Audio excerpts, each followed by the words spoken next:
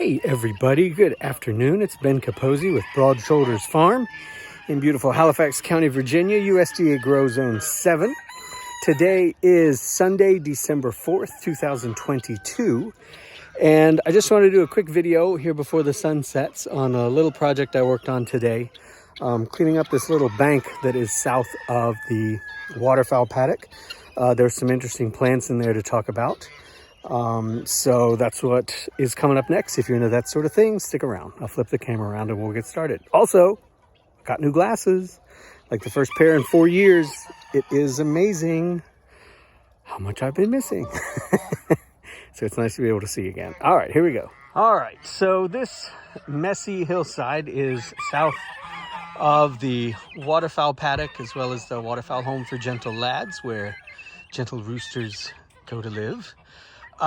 So all this is yellow dock and burdock stems, basically left over from this year. They're twiggy, they're softwood, hollow.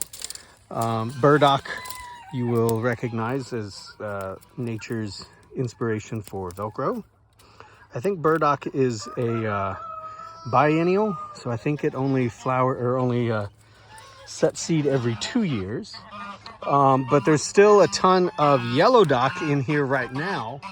I yanked out all of the junk that was on this side here, basically to the south of this Dula Beauty apple tree, which surprisingly seems happy there. I would have thought that this was a little too mucky lately, but it's only gotten mucky lately, so maybe that's why. So I'm working on clearing out the waterways and such to dry this up, or at least channel the water that is shed routinely from the Waterfowl Paddock.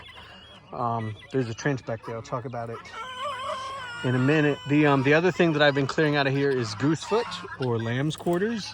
This is the dried up goosefoot. You can see the seeds. They're kind of reminiscent of quinoa. But I've cleared this out and I've put in 3 shrubs that I'm a big fan of. These are Elaeagnus ebengei. It's a cultivar. It's a pretty popular ornamental shrub. You might also have heard of it as a silverberry or oleander.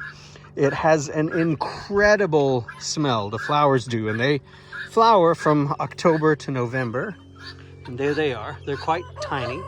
But like I said, it's Elaeagnus, so you know it's in the same family as autumn olive. This is an evergreen here in our zone, and in most places, honestly. I think you have to go a few zones colder before it doesn't hold on to its leaves in the winter. But it's a nitrogen fixer, and it sets berries in like March, very early spring, and they look like little rugby balls or little footballs. They're like, I don't know, 3/4 of an inch long. I think they're very tasty. The seed is edible. And these plants get to be about 8 to 10 feet tall and wide if they're happy. And I think they're going to be happy here.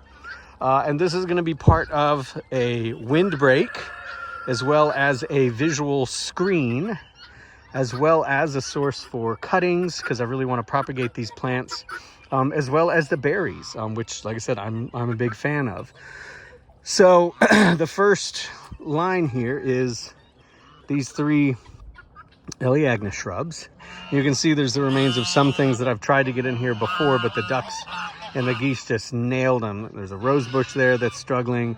There's some ornamental grasses that I planted in here a few different times, and the geese just nail them. But I'm working on keeping the geese contained to the orchard area now strictly.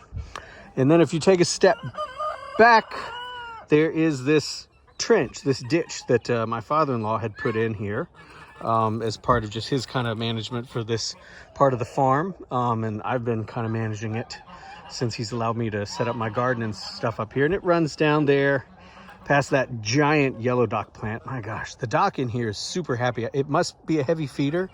I think it's in the same family as rhubarb. It's Rumex crispus, I think. The leaves are kind of lemony, but I think it also accumulates oxalic acid, so I don't know that you want to eat a whole lot of it. But I've seen recipes online for things like I don't know, like Hungarian, like braided dock soup and things like that. People store the leaves by braiding them and then kind of soak them. There's like YouTube videos on it. Looks like it's something you might want to try at least once.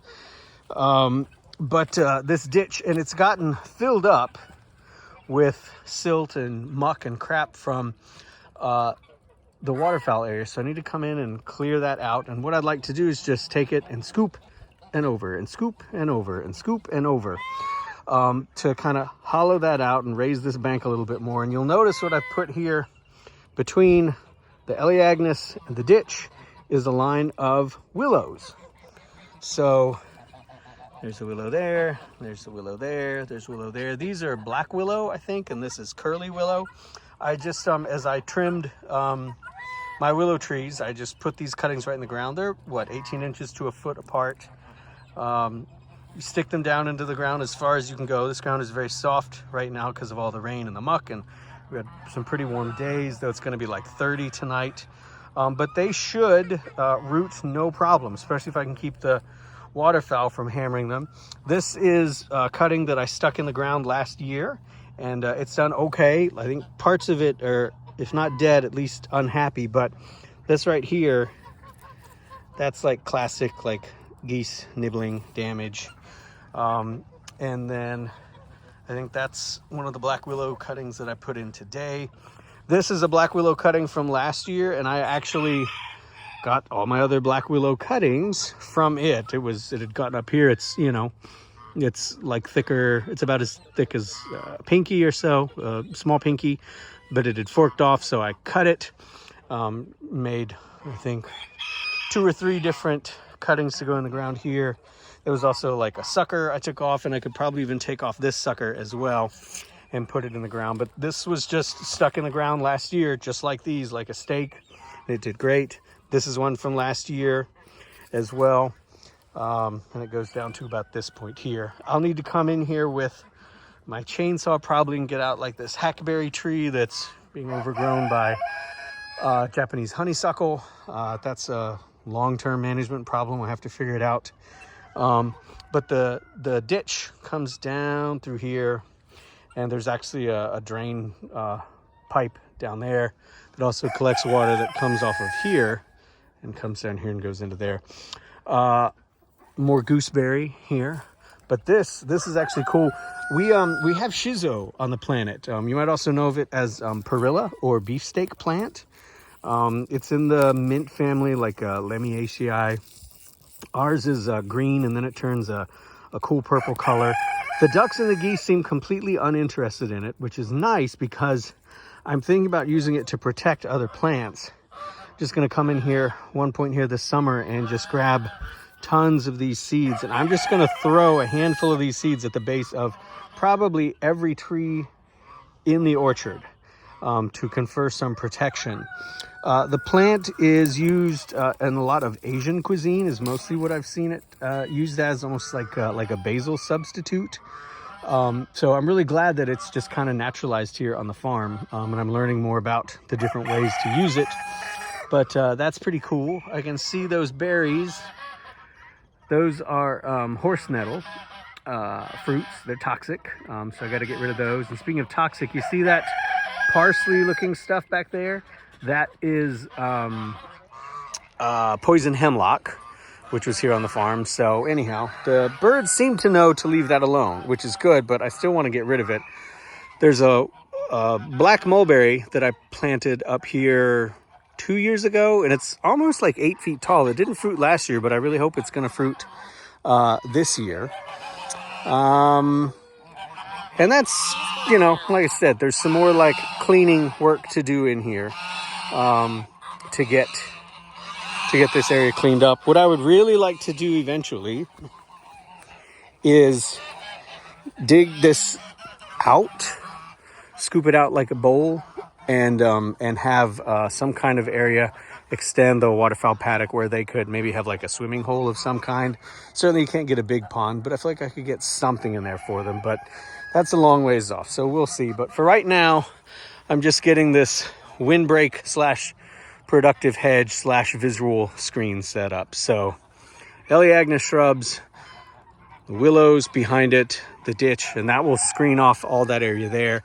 And then maybe to get rid of the junk that's in there, like the Japanese honeysuckle, I will just put a fence behind the row of willows and expand the duck area another, 15 to 20 feet, and let them just get in here and make a wallow that eventually maybe can become a pond for them. But that's what's up with that.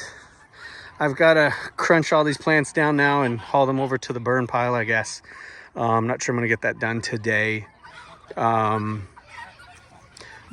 that's where we are. Bye, geese. All right. That's all. I just wanted to share kind of a neat little thing. Questions, concerns, comments, helpful critique are always welcome. I hope that you and those you care for are happy and healthy and well, and they continue to be that way. You can follow More Adventures from the Farm at Broad Shoulders Farm on Facebook and Instagram. Y'all take care. Happy Sunday. Bye-bye.